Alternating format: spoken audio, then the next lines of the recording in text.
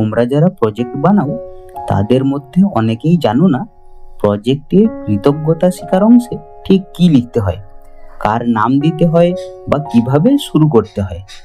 তাই আজ আমি তোমাদেরকে দেখাবো একটি একদম পারফেক্ট ফরম্যাট যা তোমরা সরাসরি তোমাদের স্কুল বা কলেজ প্রজেক্টে ব্যবহার করতে পারবে।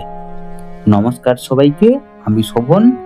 আজকের ভিডিওতে আমরা বিস্তারিতভাবে দেখব কৃতজ্ঞতা স্বীকার অংশটা কিভাবে সুন্দরভাবে, প্রফেশনালভাবে এবং সঠিকভাবে লেখা যায়। আমি পুরোটা স্লাইড আকারে সাজিয়ে দিয়েছি যাতে তোমরা সহজেই পড়ে বুঝতে পারো এবং লিখতে পারো। চলো তাহলে শুরু করা যাক।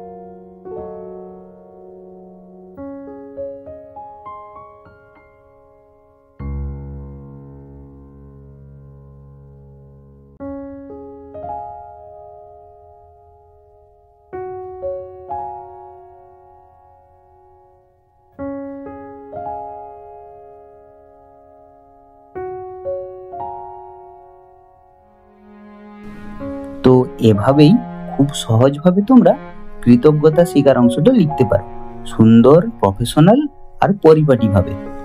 ভিডিওটি ভালো লাগলে লাইক, শেয়ার আর সাবস্ক্রাইব করতে একদমই ভুলো না। আবার দেখা হবে পরের ভিডিওতে।